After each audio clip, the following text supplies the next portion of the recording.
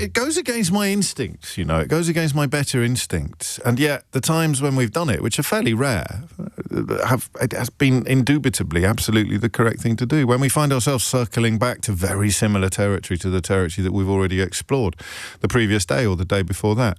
I mean, there were times, weren't there, during Brexit, and I suppose most obviously during COVID, where it felt as if there was only really one story in town, one thing worthy of our attention. But I'm just going to run something by you, if I may. And it literally occurred to me 5.5 minutes ago, while I was in the production office just chewing the fat. And it literally occurred to me in that moment that we've entered... Well, no, maybe we haven't, but we could enter the don't look up phase.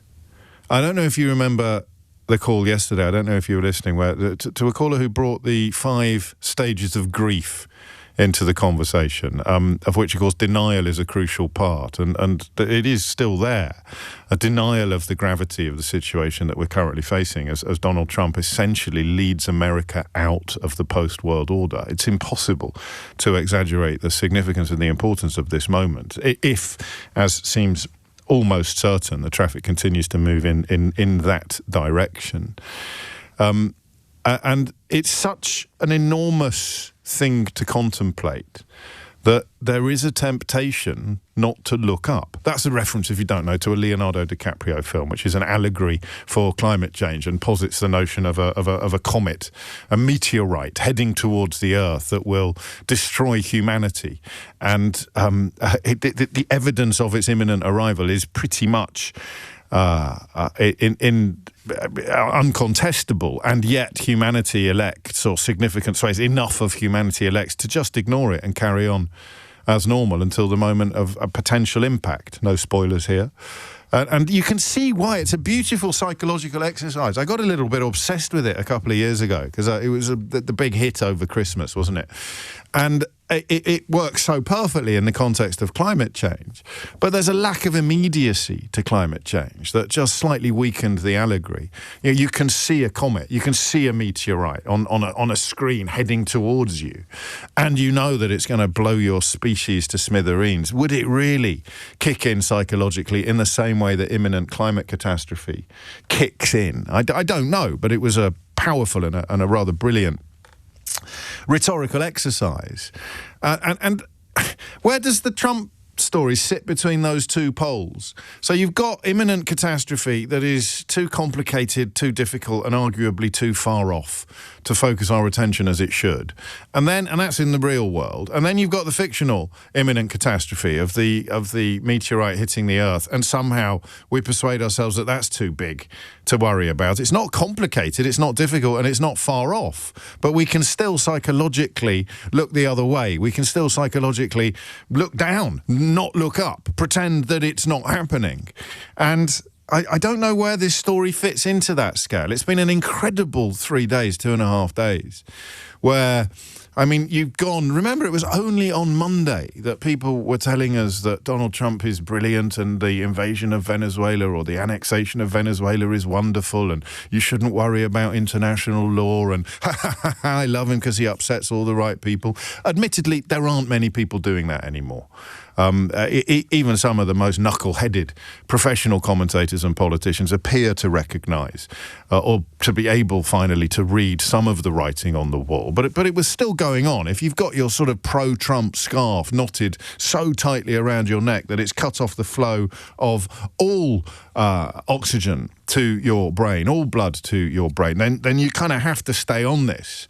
You have to stay on this tip of, oh, isn't Trump wonderful? You can't get off it. But anybody vaguely cognizant and anybody vaguely conscious intellectually is now aware of the fact that this is different. And the main proof of the difference is not in Venezuela, of course. It's in the words that are coming out with regard to Greenland. Although Venezuela is pretty helpful too. 2 or 3 elements of the Venezuela story that I think should be a little bit more prominent would include the fact that if the rationale for getting rid of Maduro was that his regime was so toxic, why on earth have they replaced him with his deputy? Number 2, the living conditions and the daily experience of the average Venezuelan has got worse since Maduro went. Number 3, the sort of de facto leader of the opposition position has been talked about with borderline contempt by Donald Trump and doesn't seem likely to be installed anytime soon, which means the argument about being an upholder or a defender of democracy was absolute tut. Number 4, the former president of Honduras, of course, was pardoned while serving a 45-year sentence for trafficking cocaine, which makes a mockery of the claim that it was done in order to punish Maduro for being involved in the trafficking of cocaine. That's just 4 things. I could go on. So even Venezuela, by Wednesday morning, is none of the things that the supporters or the admirers or the cheerleaders for Donald Trump were saying that it was. I mean, that's extraordinary. 2.5 days in which even the people sort of tragically glued to support for Donald Trump, largely, as we know, because he's kind of greenlit racism in a way that very few world leaders have done since the end of the Second World War. And that's such a powerful drug for Daily Mail columnists and right-wing politicians that they can't quite turn off the love of the fact that they're allowed to be racist again for long enough to turn on the fact that he appears to be trashing not only international law, but from a European perspective. The post-war settlement, the post-1945, the certainly post-1949 settlement. I mean, how would you sell it if we had left-wing media? No, not even left-wing. If we had honest, vaguely liberal Democrat media in this country with the same power and the same tactics as the right-wing media that brought us admiration for Donald Trump, Boris Johnson, Liz Truss, austerity, Brexit, what would it look like? It would be something like Donald Trump dances on Winston Churchill's grave as he sets fire to the NATO settlement. Donald Trump insults our war dead as he undoes the peace that was established through blood and toil during the first half of the 1940s. If you had that kind of tactic, that kind of rhetoric being deployed by people on the right side of history, on the side of decency, democracy, accountability, rules-based institutions, the law, even Margaret Thatcher, of course, that magnificent quote yesterday about why you can't just pick your support for laws or law breakers according to the ones that you like and you don't like. In the absence of objectivity, there is nothing. Nothing is left but anarchy. That's what Donald Trump is doing. I mean, it's so Orwellian, you almost wish you'd never used the word Orwellian before, because it never quite fitted as well as this does. What is it? Oceania, East Asia, what's the other ones? 3 massive powers on the planet of Big Brother on 1984. 3 massive powers in a state of perpetual war and undiluted propaganda. And who knew that that was the world that the President of the United States dreamt of? And that is roughly where we are. Oceania, Eurasia, East Asia, the 3 massive fortresses of untrammeled, unaccountable power presided over by variations of Big Brother while the population just lives in a form of a combination of torpor and sycophancy. And that is what is happening. We are... Is it runway 1? What does the United Kingdom become? Well, potentially, because if he goes into Greenland, where does he go next? Anyway, right, let's wind it back in again.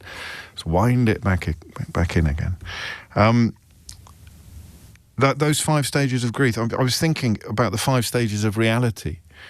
Because on Monday, you've still got people pretending or claiming that what Donald Trump is doing is normal or admirable. You have Dick Littlejohn in the Daily Mail talking about how Starmer should be more like him. What would that involve after Greenland? Should Keir Starmer invade Andorra to prove to Dick Littlejohn in the Daily Mail that he's just as ruthless, the word I think he used, as Donald Trump? In the space of 2 days, the pathetic cheerleaders have had their own pants pulled down by the man that they were cheerleading for. It won't change them, of course, any more than it did when they were cheerleading for Boris Johnson, or cheerleading for Brexit, or cheerleading for austerity, or cheerleading for Liz Truss, or cheerleading for all the rest of it. They stake everything they have upon support for something or someone. The thing they're supporting turns out to be absolutely hideous and the polar opposite of all the things that they claimed that it was, and they just carry on cashing their checks and writing their bilge.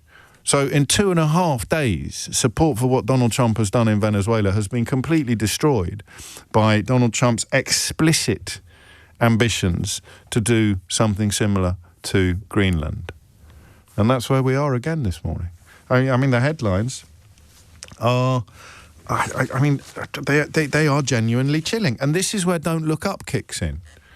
This is where don't look up comes in. President Trump wants to acquire Greenland as a national security priority, and the use of military force is always an option, the White House said yesterday. Airstrip one, thank you, not runway one. Even that's brilliant, isn't it? Because it wouldn't be the language, it wouldn't be the Anglo-Saxon language, it would be the Americanization. It'd be airstrip one. We wouldn't even get to be runway one, we'd be airstrip one. Please don't ring in about my George Orwell comparisons, because Eleanor has a very, very busy switchboard to Marshall. She will do in a minute when I actually open up the phone lines. So don't look up. The temptation to look away, I don't know what we'd talk about instead today, but the temptation to look away from that single sentence, that paragraph, President Trump wants to acquire Greenland as a national security priority, and the use of military force is, quotes, always an option, end quotes. Here comes the kicker. The White House said yesterday. The institution, never mind the building from which JFK, FDR. Let's try to think of a president whose initials we don't use, whose name, Bill Clinton. I pick your favourite, Ronald Reagan, George Bush, George W. Bush, Joe Biden, the institution, the administration, the building from which protectors of peace throughout the 20th and 21st century have spoken, protectors of peace in Europe have spoken, is now explicitly and out loud positing the notion of using military force to help itself to European soil. That's it. Full stop. I'm going home. That's it.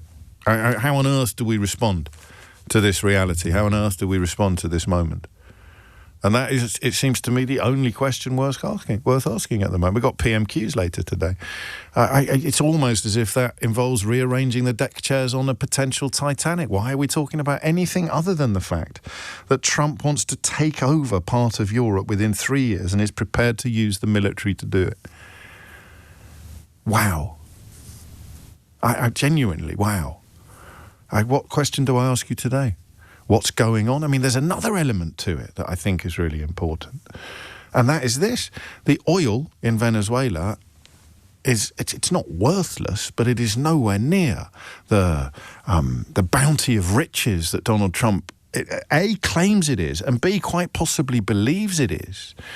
A great piece in the Telegraph today about what it is actually like, what the oil will cost to extract, how much it will be worth when it is extracted, the thickness of it. I'm obviously a physicist or indeed a geologist. I'm not an expert on oil, but the idea that you just turn up with a hose pipe and a spade and start shipping cash straight out of the ground is just completely wrong. The headline, and this is one of the people on the Telegraph who's not mad, Ambrose Evans Pritchard writes, Trump's Venezuelan plunder is almost worthless. I really recommend this article.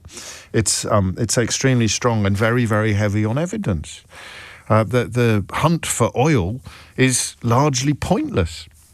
The stuff that's left, although there is loads of it, is the worst possible oil available. Maduro and Chavez and sundry other cronies have stolen everything worth having from that country. And if you were to move the focus to Greenland, as we discovered yesterday from our Icelandic caller Jon, and I spent a little bit of time digging a little deeper into what he told us, he's absolutely right. The point has now been made elsewhere in the media by people who are paid for their contributions, unlike my callers, who often turn out to have more knowledge and expertise than the kind of people who get paid on other programmes for their two penneth. But all of the stuff in Greenland is already available to the United States. All of these minerals, these so-called rare earth resources, is available to the United States. They are a NATO member. They historically have good relations with Denmark, and they are able to apply for the licenses, and they are the home to most of the companies that have the capability to get the stuff out of the ground and into the computers, into the chips, into the technology. So the stuff that he thinks he's getting from Venezuela is close to worthless, and the stuff that he thinks he needs to invade Greenland to get is available without invading Greenland. These are the two most important elements in many ways of where we find ourselves 3 days into this extraordinary chapter in Western history. The president, the most powerful man on the chessboard in the context of the West, possibly the world, is annexing other countries. He's not replacing the regime in Venezuela. You don't replace a regime by installing the deputy and having no elections and being rude about the person who would, by rights, be in charge if democracy were to be imposed, introduced, returned. The rationale, the public rationale, it's even changed, of course, from drugs to oil. No one's mentioned drugs, have they? Since Monday morning, it was all about doing down with the drug dealer, and then you realise he pardoned the Honduran equivalent. So you can't really cling to that raft of nonsense for much longer. No one's talking about drugs anymore. Everyone's just talking about oil. But the oil is almost worthless, according to any expert worth talking to. The amount of money that American companies are going to have to invest to get this almost worthless oil out of the ground is absolutely immense. I doubt they fancy it. And then you hop over to Greenland, where the rationale for military engagement and invasion is to get our hands on what they've got. At the moment, they're pretending it's about defending us against Russia, as if Donald Trump is fearful of Vladimir Putin, except in the context of compromat. And he doesn't need to do that either. He can get hold of, they're already a military ally. You don't need to invade your military allies for military reasons. You can stick that on a T-shirt if you want. You do not need to invade military allies for military reasons. Full stop. New paragraph. End of. Press send. So they're doing it for the reasons that everybody is talking about. The rare earth resources, the minerals. And yet anybody who knows anything knows that American companies have almost untrammeled access to those contracts and those rights today already without the invasion. So that's going to be the question. Given all the things I've just told you, most of which I'm sure you already knew, every single thing we've been told about the reasons behind annexing Venezuela or invading Greenland are not true. So what is going on? 0345 6060 973. I make no apology to you for reminding you of the foundation stone of George Orwell's 1984. Profit in so many ways. Oceania, East Asia, Eurasia. 3 massive powers on the globe in perpetual war with each other and sustained by a diet of undiluted propaganda. Propaganda that you challenge on pain of death. Why is Trump doing this?